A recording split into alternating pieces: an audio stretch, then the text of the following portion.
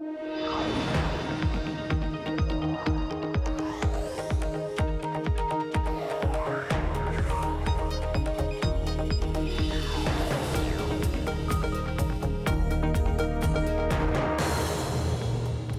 Taylor Riggs in San Francisco, in for Emily Chang, and this is Bloomberg Technology. Coming up in the next hour, we have a deal. 3 years in the making, the U.S. and China signed phase 1 of a trade agreement. More on what the deal means for American technology. Plus, the other perspective, you can bet U.S.-banned Chinese telecom giant Huawei has an opinion after that historic signing. We'll hear from its Director of Legislative Affairs. And winning over India, U.S. tech giants move into the country with more than 500 million internet users. We'll explore why not everyone is happy. But first, to our top story. It's finally here. After 3 years in the making, the U.S. and China have signed phase 1 of their trade deal. President Trump and Chinese Vice Premier Liu He putting pen to paper for a deal that the president claims will have a significant impact on the tech world. So China has made substantial and enforceable commitments regarding the protection of American ideas, trade secrets, patents, and trademarks. China has also pledged firm action to confront pirated and counterfeit goods, which is a big problem for many of the people in the room. Those people in the room being the likes of executives from Micron, Qualcomm, and eBay, among others. To discuss in New York, Adam Siegel, Director of Digital and Cyberspace Policy at the Council on Foreign Relations, and in Washington, Bloomberg's Peggy Collins. Peggy, let me start with you. What did we learn from the signing today? So essentially from the signing, what we learned is that the U.S. and China have taken their first step to negotiate some big imports into the U.S. in terms of China promising to commit to buying of more U.S. products, as well as some concessions in terms of enforcement around intellectual property protections and patents, as you mentioned. So essentially, China is saying we are committing to about $200 billion in additional product purchases from the U.S. in exchange for those reduction of tariffs, which we saw announced in December, where the U.S. did not go through with the December tariffs that were threatened, as well as did a reduction of some tariffs that were put on in September. But some of the stickiest issues are still out there and awaiting a phase 2 deal that the administration says they're going to start on soon, but could take a long time to finalize. Adam, I want to come and show you a chart that I'm showing here inside my terminal, which has been the fundamental issue behind this trade deal, which is U.S. imports from China growing. And then the fact that the tariffs, of course, will remain for the foreseeable future while we keep some progress on China as we head into phase 2. Adam, in your opinion, while there are some still tariffs remaining that are outstanding, did the signing today represent at least some sort of business confidence, some sort of resolution, removing some of the uncertainty that broadly can help businesses move forward? I think a very little bit of uncertainty. I think U.S. businesses are going to be very skeptical that China is going to follow through on the enforcement on IP protection and the requirements to no longer force technology transfers. I think they're going to be skeptical on how open the Chinese economy is going to become. Because phase 2 is really going to address a lot of the industrial policy issues, the subsidies, the support for state-owned enterprises, really a lot of the tricky knots in this relationship. So I think people are going to be glad that this first phase is done, it's signed, but there are a lot of hard issues that are still waiting for us in the future. And Peggy, at least for now, are technology companies really happy about the forced tech transfer and some of the IP theft that we were able to agree on? Well, it's interesting, Taylor, because one of the astounding things about the deal signing today was it was over an hour in terms of the Trump administration and President Trump hailing the agreement. And he called out a lot of CEOs in the room, including those in the tech industry, that he said should be happy about the deal. But there are some issues hanging out there. There's also Huawei, which was not part of the deal, but is still something that is a source of great tension between the two nations and of great consequence for the technology companies out there like Micron and Qualcomm as well. Well, and Adam, before I get your thoughts on Huawei, talk to me first about your thoughts on that forced tech transfers and some of the issues surrounding IP theft. I mean, so the Chinese have agreed to not force technology transfer through joint ventures or other informal or formal methods. The problem is the Chinese have always said that they haven't forced technology transfers. It's really just, they say, a state of the market that U.S. and foreign companies have chosen to move manufacturing or form R&D centers or shift or create joint ventures. So, the Chinese in many ways are agreeing to do something that they said that they've never done before. On the IP side, we may see more progress on, because this pushes in the same direction that China itself wants to move. China has been increasing its own ability to enforce IP laws. It wants to be able to protect IP because it has more Chinese firms that produce it. So there may be some more traction in this space, but again, the proof is really going to be in the pudding. Adam, so then what would you like to see in terms of the execution around those two issues? Well, I think we're going to have to see some really high-profile cases of China penalizing Chinese firms, state-owned enterprises in particular, that U.S. firms say have stolen or in other illegal forms to get U.S. business or trade secrets. I think we're going to have to see, more cases brought. There has been success in the future where U.S. companies have had success, but more of those cases. And in particular, we're going to have to see firms saying, look, we don't need a joint venture any longer. We don't need to move higher tech manufacturing here. But those are all things that are going to take, I think, a much longer time.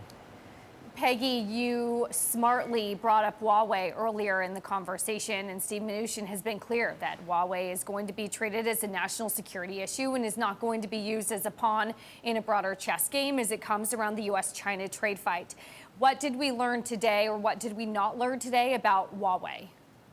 So that's right, Taylor. So essentially, Secretary Mnuchin came out this morning and made it clear that those two rails are separate. So essentially what we're watching for now in terms of Huawei is any further regulation or moves by the Commerce Department to potentially close some loopholes around licenses that it has granted to technology companies to sell to Huawei. And if there's any national security measures or concerns that are further addressed, because certainly this has been a key tension point between the two countries. But again, as you said, they're treating it as separate from the U.S.-China trade deal that was announced today, and any potential for phase two also seems to be separate from the discussions about Huawei. So Adam, your thoughts on Huawei? Yeah, I think that's right. I think the administration has made it clear that Huawei is really a national security issue. We saw a lot of reporting today that, as Peggy said, that the Commerce Department is looking to close loopholes that have allowed U.S. companies to continue selling to Huawei from their foreign productions. I think we're also, in addition to Huawei, we're likely to see new export controls on what are called foundational or emerging technologies, things like artificial intelligence, machine learning, and quantum, places where the Trump administration is really concerned about the national security implications of technology competition with China. Adam, finally, what are you looking for phase two? So I think phase two would address some of the larger tech issues that the United States is concerned about. So things like the cybersecurity law, the cloud security provisions, and basically the broad set of policies that we know is Made in China 2025, industrial subsidies that are helping Chinese companies move up the value chain. Adam Siegel of the Council on Foreign Relations and Bloomberg's Peggy Collins, thank you both for joining. Thank you. And later this hour, we'll hear from Huawei's perspective when we talk to Don Morrissey, Director of Legislative Affairs. That is ahead here on Bloomberg Technology. And coming up, a look at some of the top tech trends for 2020 and beyond. We break down what Deloitte thinks is coming down the assembly line. That's next. And if you like Bloomberg News, check us out on the radio. You can listen on the Bloomberg app, Bloomberg.com, and in the U.S. on Sirius XM. This is Bloomberg.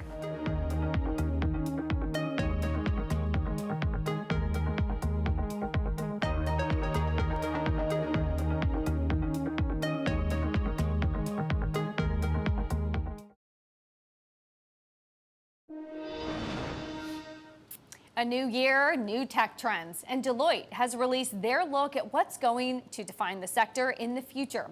They see technology being the #1 differentiator that includes ethical technology and trust, as well as emotional AI. To tell us more is the author of the report and Deloitte Consulting CTO Bill Briggs in New York. Bill, love to talk trends for 2020. The first one really stood out to me, highlighting digital twins. How do you see sort of bridging the gap between both the physical and the digital aspects of technology? Yeah, Taylor, thanks for having me. And you hit on it, the fact that we're bringing them together. And a lot of times people think of technology trends and think it's going to be product-facing, market-facing, customer-facing. And what I love is that one puts front and center the importance of the back office. How do we think about applying emerging technology into things like the supply chain, and then in broader industries beyond just industrial manufacturing, where digital twins have had a great run over the last 10 years or so. It's being applied to different industries now. Where do you see the future industries? What industries? Yeah, well, take life sciences and healthcare. We're applying it into complete health systems. How do we think about hospital networks, how they run? How do we think about physical health in itself and broad treatment?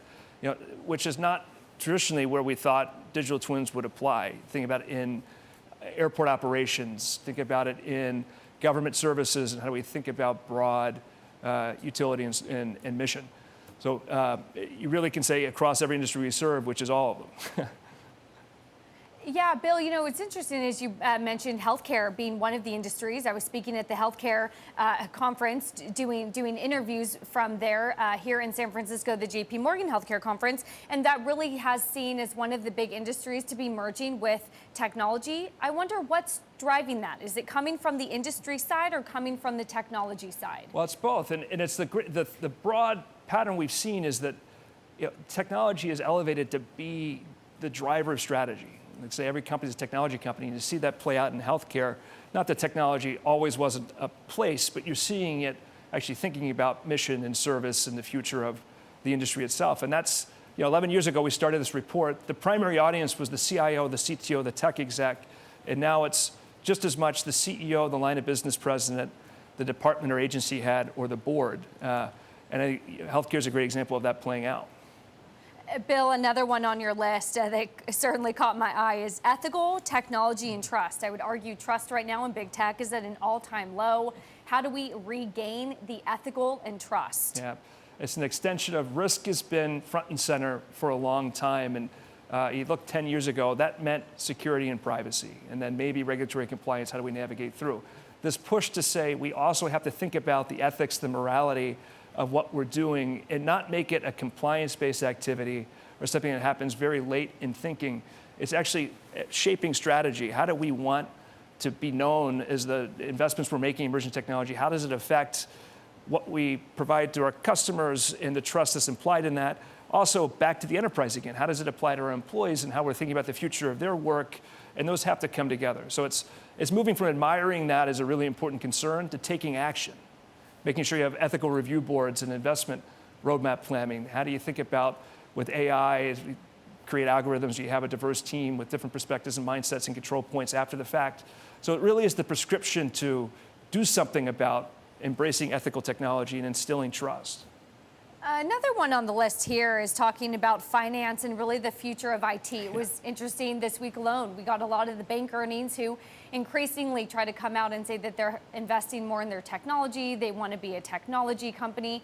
How do you further see the integration of the finance department side of things and tech? Yeah, this might be a surprise, but when we started this 11 years ago, the CFO wasn't front and center of folks that were waiting to see what Deloitte had to say around technology trends. I love this one because it actually puts the CFO and the CIO relationship, as we think about investing in emerging technologies, as we think about moving to agile delivery models within, we have to have a different approach to budgeting, to financial management, to broader philosophy, capital management. So this is basically a way to bring finance into the fold. If technology is the heart of strategy, how do we fund it? And how do we make sure we have a portfolio lens of the investments that are going to matter tomorrow, not just the immediate returns of today? Yeah, I wonder, do you have specific numbers on additional tech spend that you expect given the heavy investment that all of these industries have to make in improving their technology? Well, the biggest thing is the shift from saying, how do we try to control the spend in technology? So historically, it was what percentage of spend across And how do we make that contained? How do we put that and maximize efficiency, efficacy of that investment? It's moving now to say, how do we make sure we're maximizing the actual return on the capital being deployed? And it might make a lot of sense to increase that spend, as you say. And that's a completely different dynamic we hadn't seen until recently. You know, lastly, I wanted to end on something called the human experience platforms. That's a big trend that you expect to see. We've been talking a lot about emotional intelligence and AI. Can't get enough of AI on this program. It's all that we seem to be talking about. How do you see the further integration of emotional intelligence and AI? Yeah, we've had a trend in the last few years about how we move to personalized, contextualized, dynamic experiences, for customers and again for employees. And this is really adding that emotional intelligence lens. So can we understand from your facial expression, can we understand from feedback we might get from sensors and other, to actually put it in context for you as a human? How do we interact with you more authentically? And how do we help maximize that moment of interaction we have with you, depending on. It's early days because we haven't had that as a design principle in the past. We couldn't, but it goes back to ethical technology because we can. How do we deploy it? How do we be transparent about it? But it's exciting because it opens up so much of, we can imagine a different tomorrow than how we historically have had work get done or engage with our customers and the like.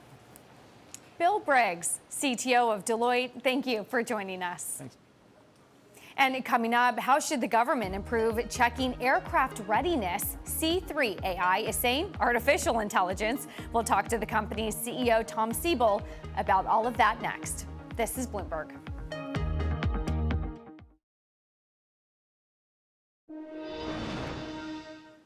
Toyota is taking to the skies. The car manufacturer is investing nearly $400 million in flying taxi startup Joby Aviation. That makes Toyota the lead investor in the company's $590 million Series C funding round. In December, Joby announced it will be partnering to help make Uber's flying taxi plans a reality by 2023. Aircrafts and artificial intelligence, it's the subject of a $95 million Department of Defense contract just awarded to C3 AI. It's intended to improve aircraft readiness across the federal government using AI. To discuss, we're joined by Tom Siebel, C3 AI CEO. Tom, great to have you. Talk to me more about this contract here and how you're bringing AI to aircrafts. Well, we're using AI to increase readiness in the United States Air Force today for the E-3 Sentry, the C-5 Galaxy, the F-18, and the F-35 Joint Strike Fighter. And we've demonstrated that we can increase the readiness of these assets by, say, up to about from 50% to 80%, which is really quite substantial. Now, this award now is DoD-wide, and it's roughly a $100 million award to be able to bring this AI-based readiness technology to all of DoD. So this is for the Air Force, this is for the Army, this is for the Navy, and this is for the Marines. Tom, what struck out to me is it's really about predictive maintenance. Do we still need, given how advanced the technology is, a human backstop, or are we confident enough in AI to be able to correctly or accurately predict the timing of the maintenance needed? Well, in all of these AI systems, particularly in defense-related systems, we need a human in the loop. So we are informing, so while we can get very high levels of precision and recall with AI, as we aggregate the telemetry from these very complex devices, and we can predict system failure, or say propulsion or pressurization or flight controls, whatever it may be, 50 or 100 flight hours in advance. It's critical that when we use these AI systems, that the results be explainable and that we be informing a human being, an analyst, who ultimately makes the decision. These automated decisions from AI, particularly in defense and intelligence, this is a very scary idea. Tom, we use AI not only in the physical aircraft, as you've been mentioning, but also to help ward off potential cyber attacks. You also have a lot of thoughts on cybersecurity that I'm eager to get, particularly with Iran. After the killing of Qasem Soleimani, we've been awaiting a potential cyber attack from Iran. How are you further integrating AI and cybersecurity? Well, we're very active with some of the world's leading organizations, corporations, Royal Dutch Shell, Enel in Italy, ENGIE in France, Bank of America, Standard Chartered Bank, 3M, on using AI to improve their business processes, to lower the cost of production, to deliver safer, cleaner, more renewable energy, lower environmental impact. But one of the primary focus of all of these efforts is on increasing the security of these systems and increasing the security of these data. I mean, it is a well-documented fact that you've talked about and many in the media have talked about, that these systems, financial systems, critical infrastructure, power grid systems, are being penetrated every day by bad actors from China, from Russia, from North Korea, and Iran. And we're very active in helping secure these systems from these cyber attacks.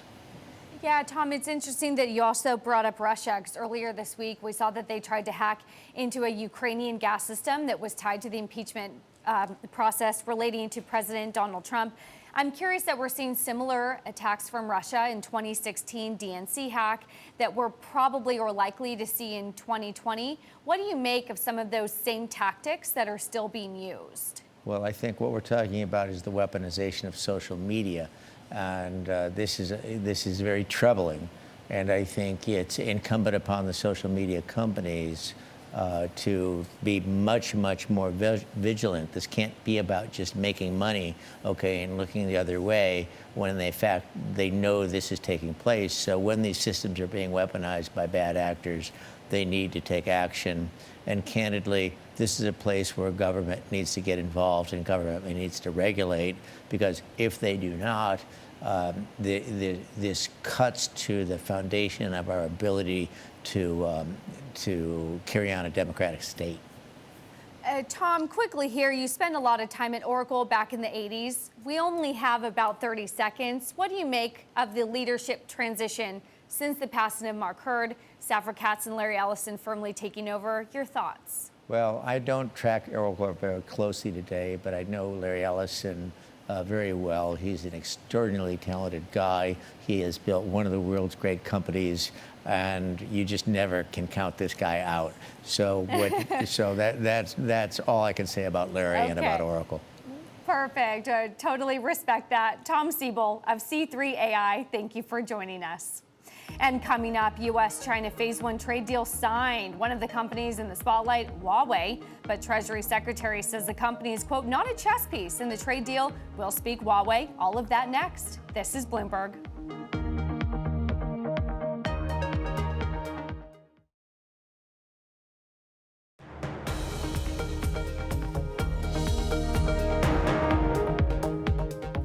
This is Bloomberg Technology. I'm Taylor Riggs in San Francisco. Let's take a look at the top global tech stories of the day.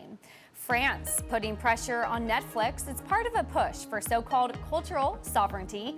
French lawmakers are finalizing a bill to force video on-demand services to put 25% of revenue into local productions. Netflix has already made several French original series. Moving over to Goldman Sachs, they've sold off its stake in Uber after the ride-hailing startup's disappointing initial public offering in 2019.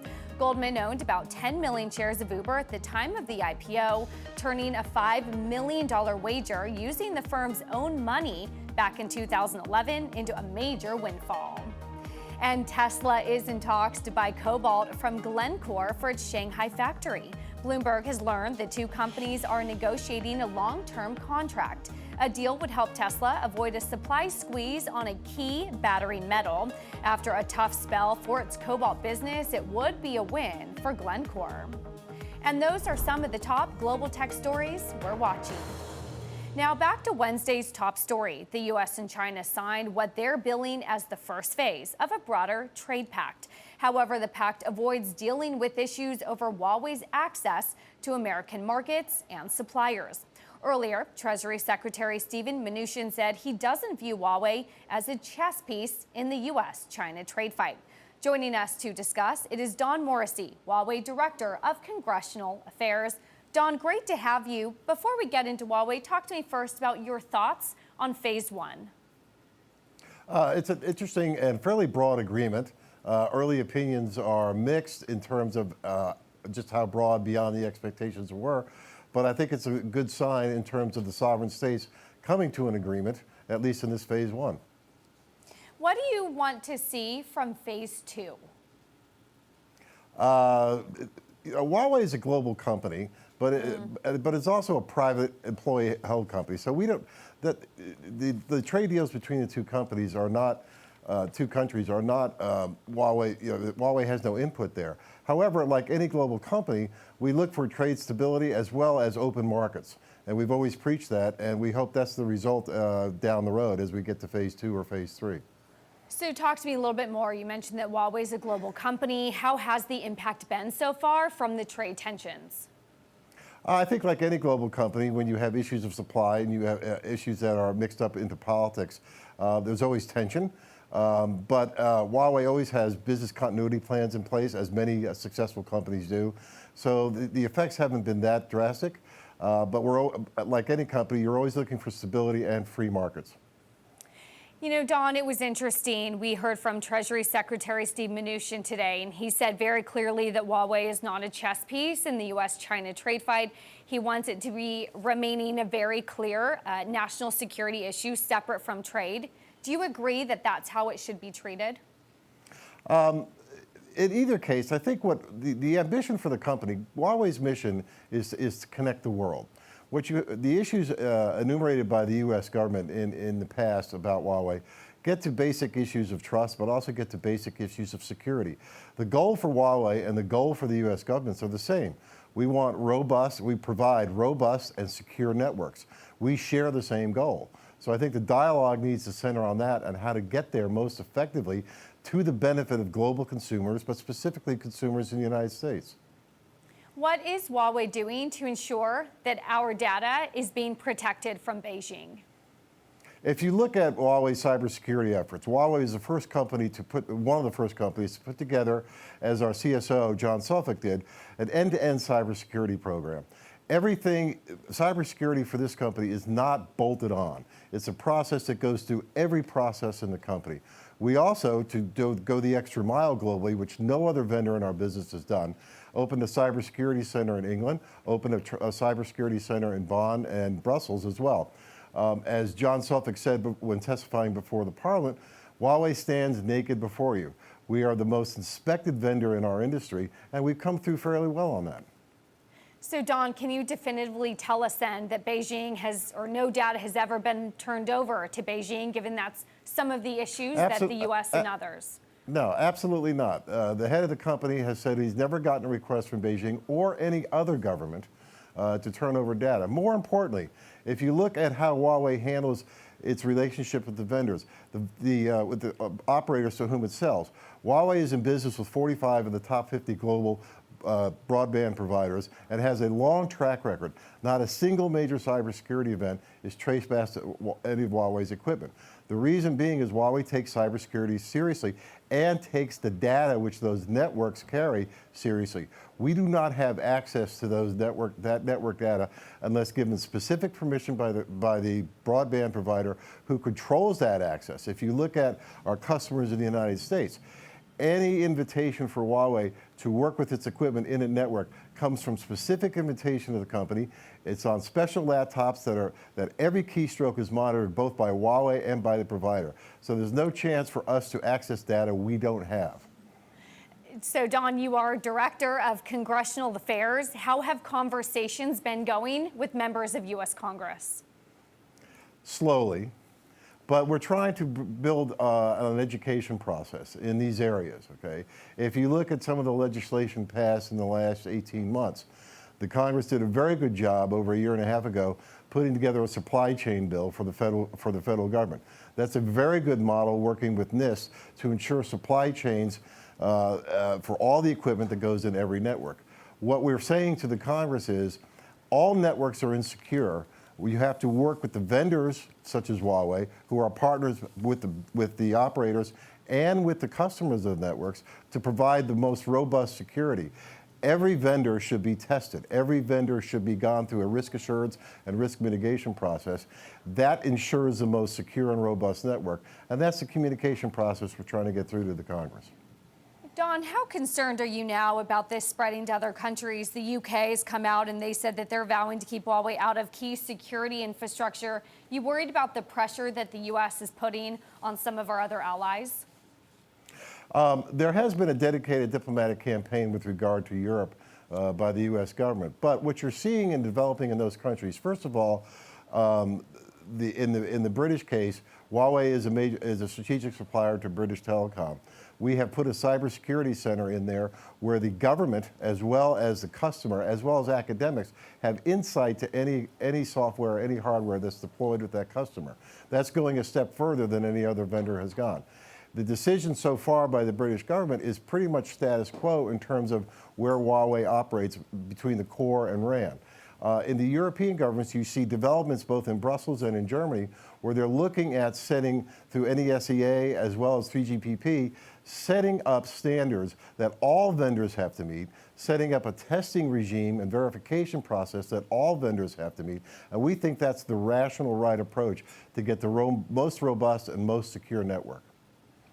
Don, if we get 5G in the U.S. in 2020 with some of the American big telecom companies providing that, what then is the impact on Huawei in terms of even getting market share in the U.S. down the road?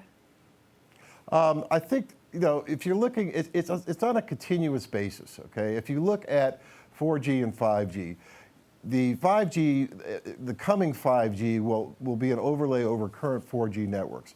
Where Huawei's big concern right now in the United States is moves that the U.S. government has made to prohibit Huawei from its current customer base in the rural areas. These are the most underserved and unserved areas in the country. Our concern is with some policy decisions that are in the making will be that we'll leave those consumers in those areas high and dry.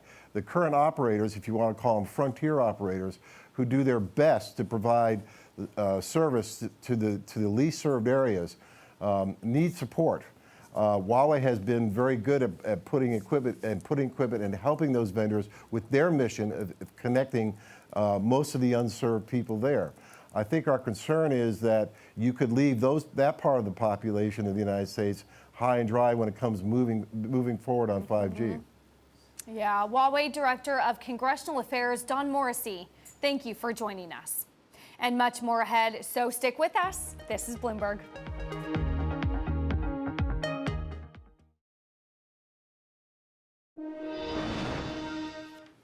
U.S. big tech companies are trying to push into India, but not everyone is welcome in the country. On his trip to New Delhi this week for an Amazon India gathering, Jeff Bezos faced large protests across the country. Meanwhile, India's attitude toward Apple and Samsung appears to be rather positive. To discuss how India is reacting to an influx of foreign tech firms, I want to bring in Vivek Wadhwa, Distinguished Fellow at Harvard Law School. Great to have you. You just spent a lot of time in India, returning now from about a 2-week stint over there. Your broad thoughts on India's reaction to a lot of U.S. American tech companies trying to get in? First of all, they're typically big fans of U.S. tech companies, and Amazon was also greeted with wide open arms for a long time. Except if you look at what Amazon does, it eats entire industries. I mean, look at the monopoly they built in the United States. India is really worried about that. So I think what they're doing in trying to restrict Amazon is actually sensible.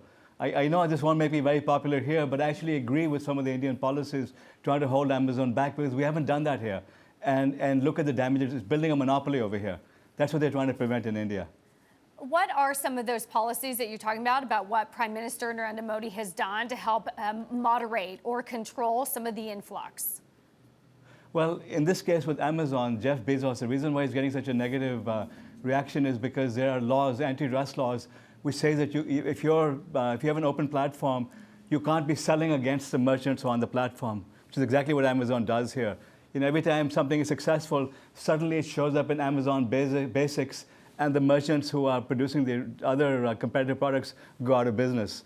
So what India is trying to prevent is from this type of monopolistic behavior. That's why there's such a negative reaction to it. Now, on the other hand, with Apple and Samsung, Modi has been rolling out the red carpet for Apple and Samsung to come and manufacture their phones there. India realizes that China has become a big problem for American companies, that there's a lot of pressure on them to move manufacturing out of China. So they're saying, well, come over here. We'll give you all the facilities you want. We have a very large market for you, and we'll welcome you. Okay, I want to take all of these companies piece by piece. Let's start with Amazon. How do you then make inroads there, given you show up and you agree with protests? Well, first of all, you don't break laws like what they're doing. You know, this antitrust investigation, Amazon has been playing games. That they have third-party companies. So if they can't sell, their own Amazon Basics products over there, they simply buy a company, put it under the guise of a different company, and then promote the heck out of it. So these are anti-competitive behaviors that Amazon does in the United States. It's also doing in India. It shouldn't do that. It really should. If it's going to be a neutral marketplace, it's a neutral marketplace. So it needs to obey the laws and do what's right, not only in India, but also in the West. Europe is also, imposing restrictions on Amazon. So Amazon is out of line over there, and this is why there are protests, that these people don't want to go out of business. They don't want to be dependent on Amazon for their livelihoods, because what they're worried about is that Amazon will start undercutting them and put hundreds of thousands of people out of business. That's what the worry is, rightfully so, by the way. Okay, so it's not just Amazon, but Microsoft, their CEO, has been critical of India as well. And you were, talking about how he's sort of been isolating himself from working with India by making comments on some of their religious-based citizenship laws. How do you, again, work with India, but then also not have to be able to comment on some of the things that perhaps you don't agree with? Well, Microsoft is actually very well respected there. Satya Nadella is a legend over there. I think he made a mistake by commenting on this new immigration policy they have, which says that we welcome minorities from neighboring countries, except if they're Muslims. That's a very contentious issue. And Satya made some comments about it, which were actually inaccurate, and he got into a lot of trouble for it, and I'm sure he regrets it. But there's been no other issue with Microsoft being open over there. As far as being critical, well, what about in the United States? We have Muslim bans here as well. We're talking, Texas is refusing to accept refugees, bracket Syrian Muslims. I mean, we discriminate against African Americans. Why don't we clean up our own house first? That's what the arguments are about Satya Nadella, commenting like this. And yes, Microsoft, there are problems here, but there are also problems in America. Comment on America before you start criticizing us. And that is fair criticism also. Satya, like I said, is very widely respected there, and Microsoft has done wonders in India. Well, it's not all bad news, because you smartly pointed out at the beginning of the conversation that Apple and Samsung have sort of had a different experience over there. They have been perhaps more welcomed, looked at perhaps receiving some subsidies from India to help them gain some inroads. What then is the difference in tactics, if you will, between companies that are being received well, companies that are not? Well, in the case of Microsoft, I think there was just a glitch over here. The company is doing very well, and it's very well respected. Satya Nadella is a legend in India because of what he's achieved. So there's no issue over there. Amazon, yes, is a big problem here. And again, the problem here is Amazon itself. I don't think it's a country that's the problem. It's Amazon's monopolistic ways, which we tolerate in the United States, and we shouldn't tolerate over there. But what about Facebook Apple and WhatsApp and is another Samsung? issue. Yeah, what about Apple and Samsung? They're welcome over there. Right. I mean, they're doing very well, and they're being encouraged to move manufacturing. And Indians haven't been buying the high-end Apple phones because they're so expensive. The Samsung phones are better, but that's just normal, competitive business. There isn't really an issue with those companies. What advice would you give, perhaps to CEOs in this case? I mean, when we talk about Apple and Tim Cook, he's frankly had a great relationship with President Trump relative to some of the other big tech companies here. You go abroad to India and he's having a better relationship there. Similar with Amazon's Jeff Bezos, struggling here with the relationship in the US, and then appears, of course, abroad with India, struggling with the relationship there. What then is the difference? Does it come down to the CEO? Satya made a mistake in commenting on India's CAA laws. But that's a minor glitch. I think at the end of the day, it's going to be forgotten, and Microsoft is going to do just fine. With Amazon, it's a matter of really understanding what the complaints are there. that not being so greedy and not being so monopolistic like they are in the United States. So they have to understand that they're not going to get the free rein they've had in the USA, that in the rest of the world, the laws are tighter and you can't easily go to Washington, D.C. and buy up the politicians and get them to support you like this. It's more difficult in other countries than it is in the United States. So they have to realize the politics, and then they have to also realize the social impact of what they do, that if Amazon starts now building the same type of platform it has in the United States and putting hundreds of thousands of people out of business, it'll create massive unemployment and there will be public protests against it. So Bezos has to understand that. Well, great thoughts on tech in India and the intersection between the two. Harvard Law School's Vivek Wadhwa, thank you for joining us. And still ahead, we'll hear from co-founder and general partner of VC firm Andreessen Horowitz. Ben Horowitz, he is our Studio 1.0 guest, part of that conversation next. This is Bloomberg.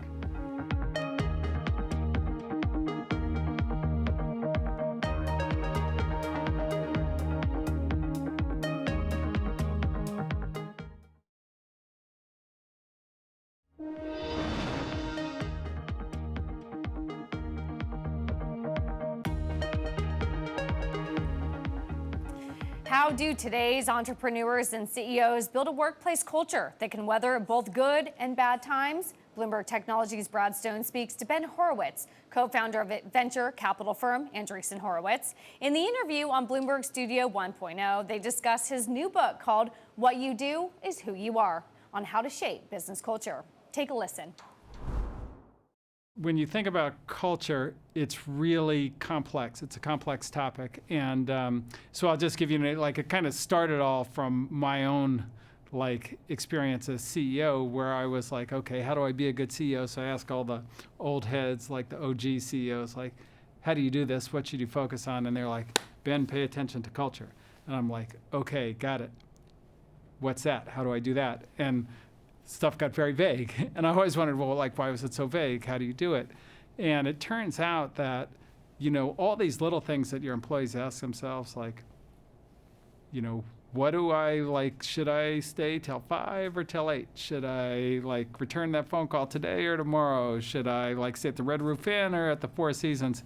All that is dictated not by your mission statement or your OKRs or all that. It's by your culture. Now, often a company is going to have a website, and there are going to be principles, and they're on the wall. Yeah. Is that culture? Is that enough? That's what you believe. That's not what you do. And this is why what you do is who you are, and this is what's so key about that. But so then you get into it further, and you go, well, culture's not every culture works for every company. Every company is trying to do what it's trying to do, and it needs a culture that supports that. So Apple doesn't need the Amazon culture, the frugality, because they're high design. They fly coach class everywhere. Apple does not. They're probably flying first class. Well, and their campus is they've got $5,000 doorknobs and stuff on the thing, because everything's got to be about perfect design, whereas Amazon is about low cost leaders, so different cultures.